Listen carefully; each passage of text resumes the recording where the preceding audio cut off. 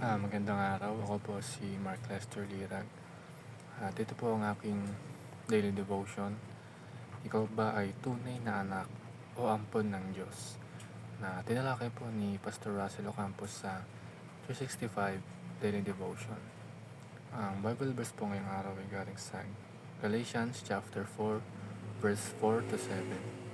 Ang sabi po dito ay, "But when the set time had fully come, God sent His Son, born of a woman, born under the law, to redeem those under the law, that we might receive adoption to sonship. Because you are His sons, God sent the Spirit of His Son into our hearts, the Spirit who calls Abba, Father. So you are no longer a slave, but God's child. And since you are His child, God has made you also an heir." Ang unang katuruan po ngayong araw ay, there is only one Son of God. Ibig sabihin po ito is isa lang po ang anak ng Panginoong Ama at ito si Jesus. At tayo is naging anak lamang dahil tayo ay inampon ng Panginoong Jesus.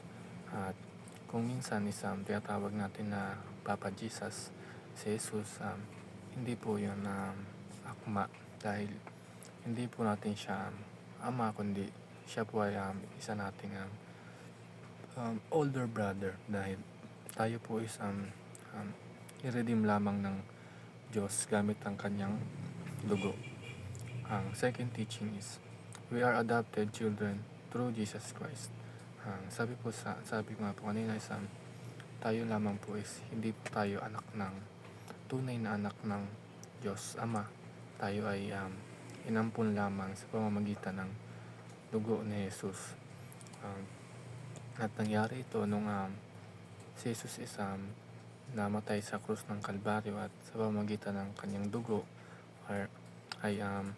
tayo ay na-redeem sa kasalanan at hindi na tayo slave. Pagbagkos ay tayo is anak na ng Diyos at tayo is isa na rin sa tagapagmana ng Diyos. Ang last teaching is, we receive the Spirit who cries Abba, Father. Nung umakyat si Jesus sa langit is iniwan niya ang Holy Spirit sa atin. At ito yung umiiyak ng Abba, Father sa Diyos Ama.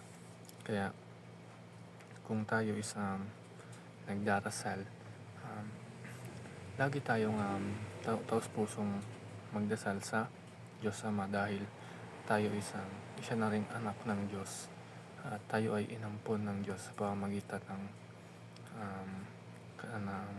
dugo ng Panginoong Jesus nung siya ay namatay sa krus ng Kalbaryo.